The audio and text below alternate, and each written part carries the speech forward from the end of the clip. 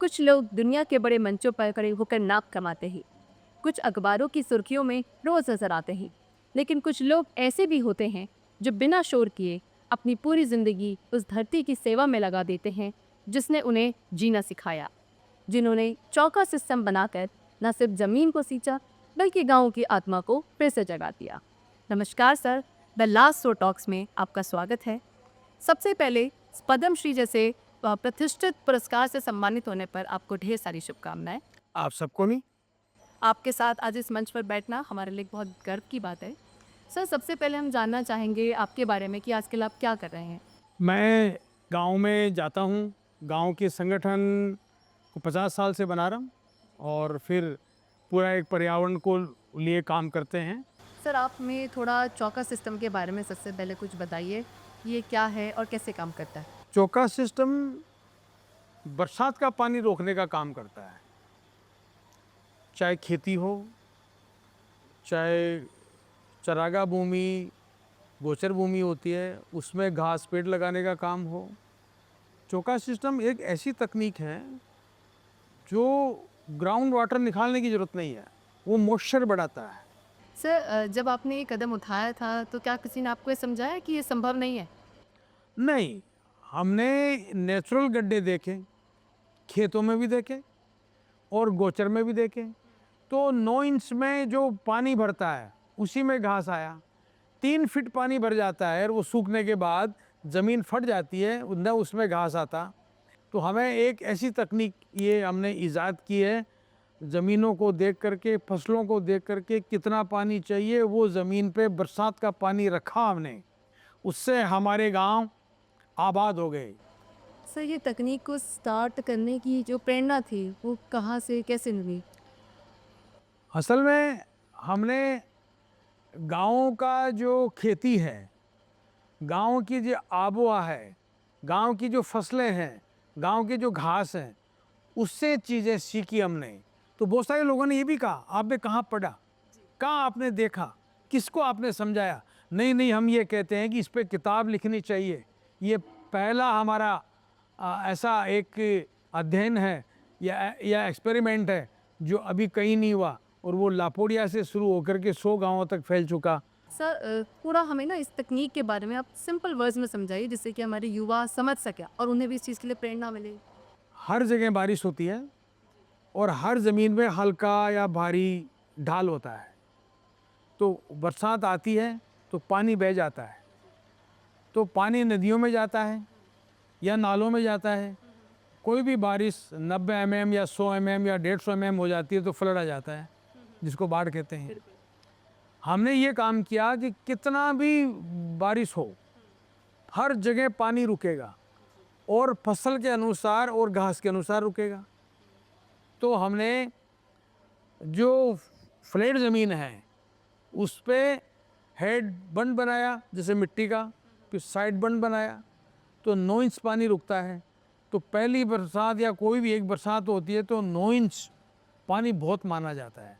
ज़रूरी नहीं है कि वो 9 इंच आए, कभी 2 इंच आता है, कभी कोई बारिश में 8 इंच आता है, फिर 9 इंच आने के बाद वो ओवरफ्लो होता है।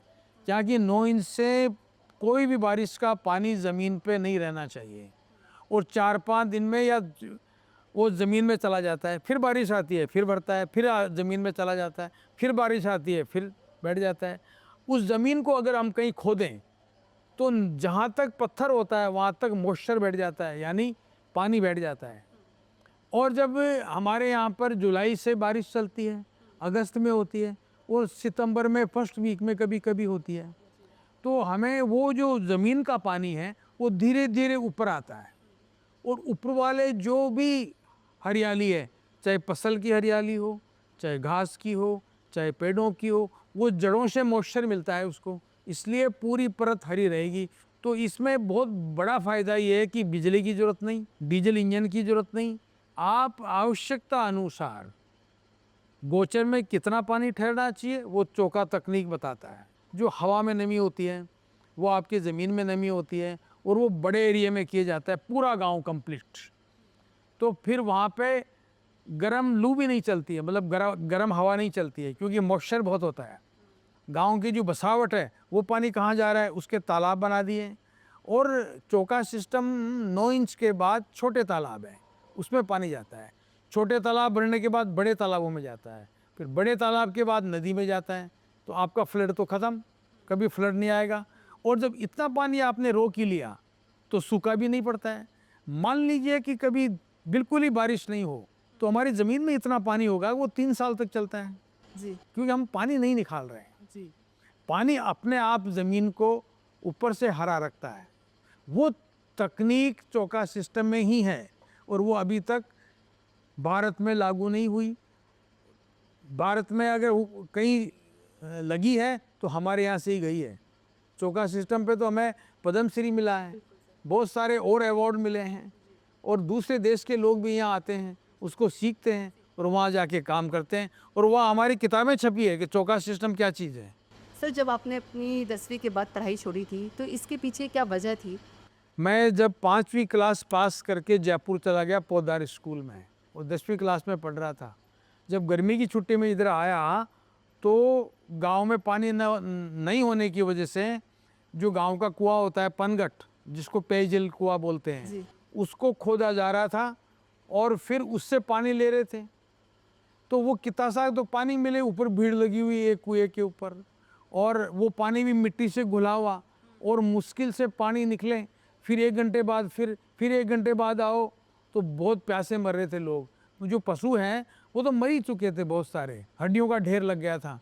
तो मैं स्कूल जाना तो मुझे ध्यान में नहीं आया। हमें तो वो जो दिक्कतें थी, वहाँ फसल नहीं, गरीबी खतरनाक, दूध बिल्कुल नहीं, पशु मर चुके थे, आपस में लड़ाइयाँ भी फैल गई थी। तब तो मैं कहा कुएं खोद रहे थे, पानी निकाल रहे थे 100 फीट से, तो भी पानी नहीं था। आज पानी कुआं ओवरफ्लो करता है अपने आप, इसलिए आप हाथ से पानी पी सकते हैं। सर, आपने इतनी बड़ी समस्या को समझा, इस पर काम किया, अपने साथ गांव के इतने लोगों को जोड़ा, तो क्या ये समस्या सरकार को नहीं दिखेगी? सरकार के काफ़ी लोग इधर आते हैं, बल्कि सरकार के अभियान भी हुआ कई बार कि लापोड़िया को दिखाया जाए सभी कर्मचारियों को। तो रोज़ आते रहे और ये कहते रहे कि आदर्श बड़ा अच्छा है, काम बड़ा अच्छा है।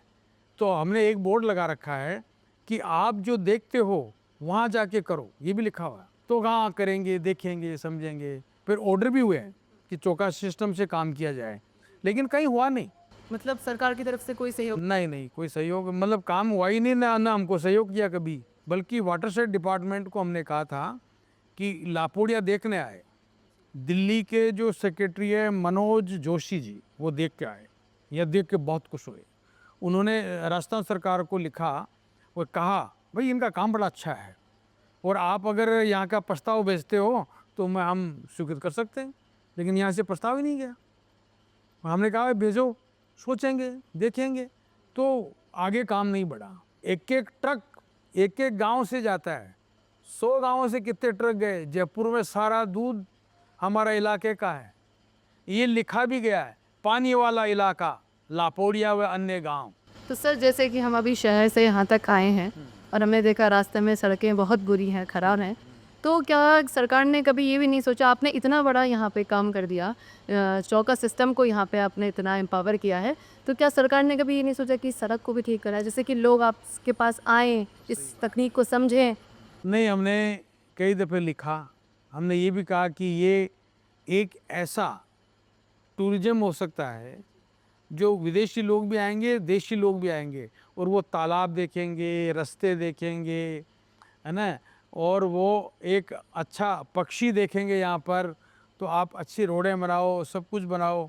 तो उन्होंने टूरिज्म के नाम पर थोड़ा सा पैसा भेज दिया, और वो भी लगा नहीं अभी तक।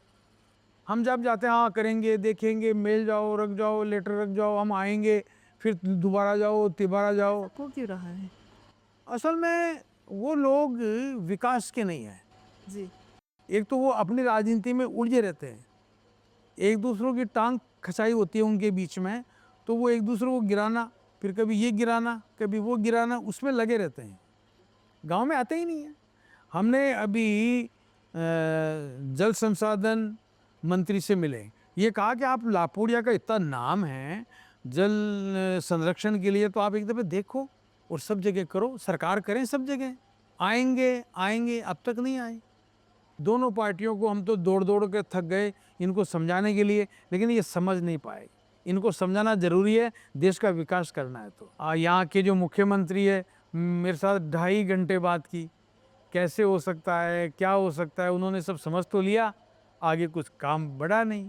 तो काम इनका ध्यान नहीं जाता है काम पे, गाँव की तरफ ध्यान नहीं जा रहा है। बिल्कुल। सरकार के पास रोड और रास्ते हैं, वही तैयार नहीं किया, तो पानी कहाँ से लाएंगे? सर आजकल के जो युवा हैं वो सोशल मीडिया पर छोटी सी बात का हंगामा कर देते हैं, लेकिन आपने बिना किसी प्रचार के अपनी लड़ाई लड़ी। तो क्या आपको कभी ऐसा नहीं लगा कि मुझे मेरी बात को कभी किसी ने सही से समझा नहीं, या अगर प्रचार से मैं कह करता इस काम को तो शायद मेरी बात को अच्छे से समझा जाता? हमने प्रचार तो किया, पर ये शांति का प्रचार है। सहभागिता, विकास और शांति। लोग अधिकतर लड़ना सिखाते हैं, कमाना नहीं सिखाते। लोग रोजी रोटी को जोड़ना का काम नहीं है। लड़ो, दंगे करो, विधानसभा के अंदर और लोकसभा में भी कुर्सियां फेंकते हैं। अब हम क्या सीखे बताओ आप उनसे? मतलब उनको ये देखना चाहिए, पूरा देश देख रहा है, हम देश क्या सीखेंगे उनसे? सर जैसे कि हम जानते हैं कि दिल्ली में कृषि कानून के लिए किसान आंदोलन हुआ था और उस आंदोलन के तहत सरकार ने उनकी बात भी सुनी। तो क्या आपको नहीं लगता कि आपकी बात भी कुछ इस तरीके से आंदोलन करके समझी जा सकती है या सरकार सुन सकती है? नहीं, उन्होंने जो आंदोलन किया वो ठीक है, अच्छा आंदोलन किया, पर वो अशांति का आंदोलन था। हमारा एक शांति का होता है, और हमारे बारे में सब जानते हैं। आज हम किसी भी जगह जानते हैं तो वो समझते हैं लापोड़िया से है, जल संरक्षण का काम। आंदोलन के जरिए एक विवाद जैसा हो जाता है, डेवलपमेंट की तरफ ध्यान नहीं जाता है। ये काम मेहनत का है। हम लोग इतने थक जाते हैं कि हम खुद कुदाल पावड़ा लेकर के ये चौका सिस्टम बनाते थे, और जब घर आते थे तो बोलने की हिम्मत नहीं होती थी, रेस्ट करने की इच्छा होती है। आंदोलन क्या करेंगे हम? ये सरकारी किताब है सूजस, सरकार छापती है, जिसमें हमारे बारे में फुल छापा है, पूरा पेज और शानदार लिखा है। तो फिर सरकार को तो पता है ही, और ना हमने कहा तुम छापो, वो अपने आप आए, कब आए, कैसे गए, छाप करके किताब आई, जब पता चला कि आपके बारे में आए। को इस किताब के जरिए सराहा जा रहा है, लेकिन उनकी तरफ से कोई भी स्टेप नहीं है। हाँ, स्टेप नहीं है। सर पानी की लड़ाई में इतनी अड़चनें आई तो क्या कभी ऐसा लगा कि ये छोड़ देना चाहिए, सब बेकार है करना? हमने जब चौका सिस्टम किया तो राजस्थान सरकार के जो चीफ इंजीनियर हैं, उन्होंने कहा ये क्या बना दिया, ये कहाँ से अप्रूव्ड है, आप कैसे कर सकते हैं, हम आपको नोटिस देंगे, ऐसा भविष्य में नहीं करेंगे। तो हमने उनको बार बार समझाया, हमें बड़ा डर लगा, ये रोक देंगे तो क्या होगा, कैसे समझाएं इनको, क्योंकि इसमें कोई बड़ा इंजीनियर इसका डिज़ाइन नहीं बनाया, वो हमने बनाया। तो फिर उनको बार बार समझाया कि आपका कंट्रोल बंदी जाके देखते हैं, तो जहाँ उन्होंने काम किया वो दिखाया तो बिल्कुल सूखा, मतलब दम नहीं है कहीं। तो हमने कहा हमारा चौका सिस्टम में चलिए, पशु खाते रहेंगे, घास आता रहेगा। कहा ये आदर्श तो बड़ा अच्छा है, इसको हम सरकार को लिखेंगे। फिर सरकार ने माना, फिर बड़े बड़े सेक्रेटरी आए इस पर, एक ऐसी मनोज साहब थे वो आए, M.K. खन्ना साहब कब पंचायती राज के सेक्रेटरी थे वो आए, वो बहुत ही अच्छी चीज़ है। फिर उन्होंने ऑर्डर किए थे सरकार को, पंचायतों को, कि चौका सिस्टम से गांव का डेवलपमेंट करो, लेकिन सरकार नहीं कर पाई। तो सरकार ने आपके ऊपर छोड़ दिया कि आप लोग कर सकते हैं, करिए। हाँ, आप करिए, अच्छा है, हमको रोकते नहीं है। हाँ, रोकते नहीं है, सहयोग नहीं है। तो सर जब आपको पद्म श्री अवार्ड मिला था तो क्या ऐसा लगा कि हाँ मेरी मेहनत सफल हो गई है? हम लोग काम कर रहे थे तो कभी कलेक्टर भी आए, तहसीलदार भी आए, पटवारी भी आए, पुलिस भी आई, आप पे मुकदमे कितने हैं? हमें हमें एक ही मुकदमा नहीं है। तो कि फिर ये जांच क्यों आ रही है? वो जांच पद्म श्री की कर रहे होंगे। और फिर वहाँ पे जा कर के हम लोग जब पद्म श्री मिला तो हमने देखा भाई हमारे बारे में कुछ नहीं जानते होंगे। तो जब मोदी जी मिले तो मैं बोला साहब पानी पे काम किया हमने, चारागाहों पे किया, तो वो बोले हम जानते हैं, खेती पे भी किया है। उन्होंने ऐसा कहा। राष्ट्रपति जी ने भी कहा, वो जानते से पहले ही। तो हमें थोड़ा खुशी भी हुई, भाई जानते तो हैं, पर ये डेवलपमेंट हुआ क्यों नहीं? फिर भाई जानने से क्या होगा? मैं तो पढ़ाई छोड़ करके, और कोई दुखी नहीं हूँ, और मैंने पढ़ाई छोड़ करके पढ़ाई की है, मैंने पानी की पढ़ाई की है, मैंने ज़मीनों की पढ़ाई की है। लोग अतिक्रमण करते हैं चरागाहों पे, मतलब कब्जा करते हैं, वो मैंने छुड़ाए।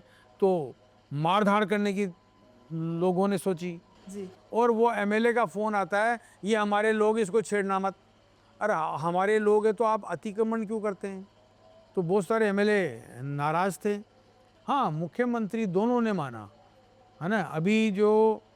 अभी मुख्यमंत्री जी हैं, उन्होंने भी माना, भजन लाल जी ने भी। वो खूब आप बुला के बात करते हैं, उदाहरण देते हैं। अशोक गहलोत जी ने भी माना।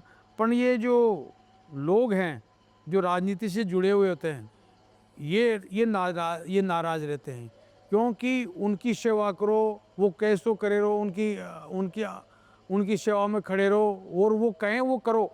हम कह रहे हैं कि नहीं, ज़मीन को सुधारो, पानी को बचाओ, ये उनके बस के नहीं है। और ऐसे ऐसे फ़ोन आते हैं, ये एक हमारा स्टाफ है, इसको रख लो। अरे भाई, इन्होंने काम ही नहीं किया ज़िंदगी में, इनको रख के क्या करेंगे? सर, क्या आपको लगता है कि सरकारें अब सच में पानी की समस्या को समझने लगी हैं या अब भी बात केवल कागज़ों तक ही सीमित है? सरकारों में क्या होता है कि जो अभी तक मैंने अनुभव किया, जब किसी चीज़ की भारी कमी आ जाती है, जब वो देखती है। जी हमने ये काम 45 साल पहले देख लिया कि 40 साल बाद क्या होगा हमारा।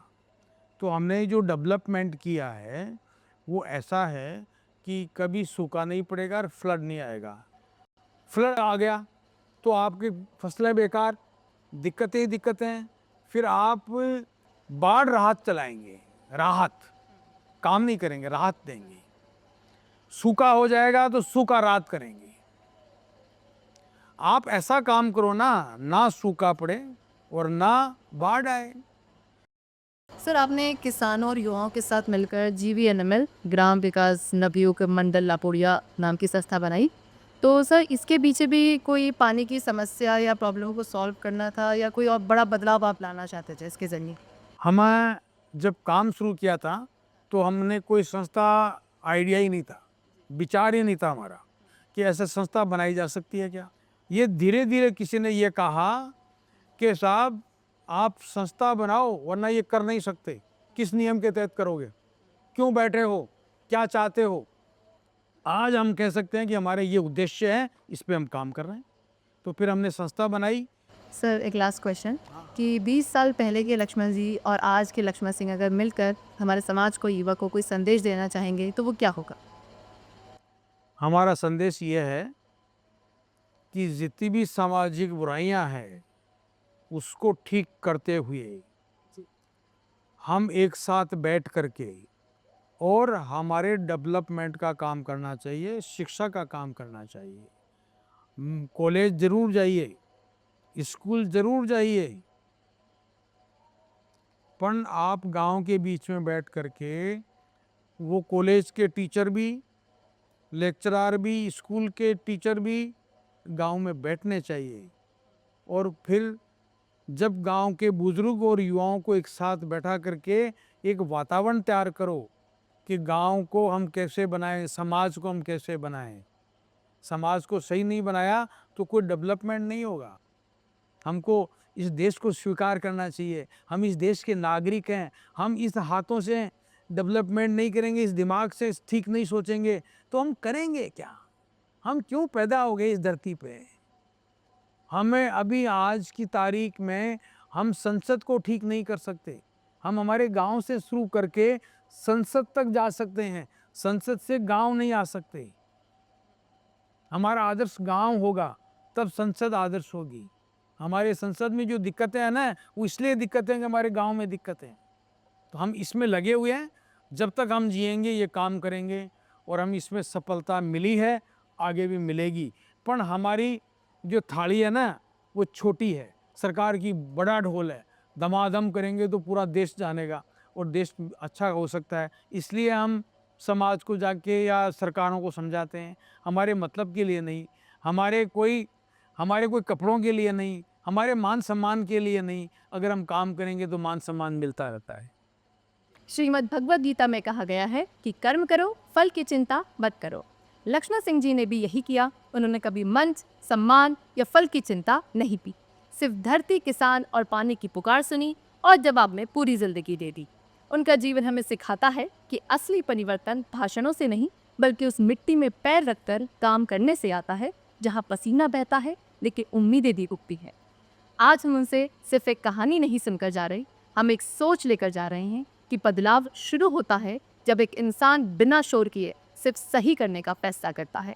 Lakshman Singh ji, the last row talks में आकर आपने हमें बहुत कुछ सिखाया। मैं अगर पानी और धरती ने न संभाला तो हमारा माँ का युवा कमजोर हो जाई, वह खेती करवा लायक और धरती ने संभालवा लायक, समाज ने संभालवा लायक कौन रहला। अगर मैं पानी ने और धरती ने संभाल ली तो माँ का जो लालच है वो बहुत मजबूत और बहादुर बनेंगे। मैं हूं गरिमा और आप देख रहे थे द लास्ट रो टॉक्स। हम फिर मिलेंगे एक और ऐसी आवाज़ के साथ जो अक्सर आखिरी पंक्ति में बैठी रही लेकिन जिसकी बात सबसे पहले सुनी जानी चाहिए थी। तब तक सवाल जिंदा रखिए क्योंकि असली जवाब हमेशा ज़मीन के करीब मिलते हैं। वीडियो अच्छी लगी हो तो वीडियो को लाइक करें, उसे उन लोगों तक ज़रूर पहुंचाएं जिनके सवाल अब तक अनसुने रहे। और हाँ, हमारे channel the last row talks को सब्सक्राइब करना ना भूलें क्योंकि अगली आवाज़ फिर एक नई कहानी लेकर आने वाली। Take care.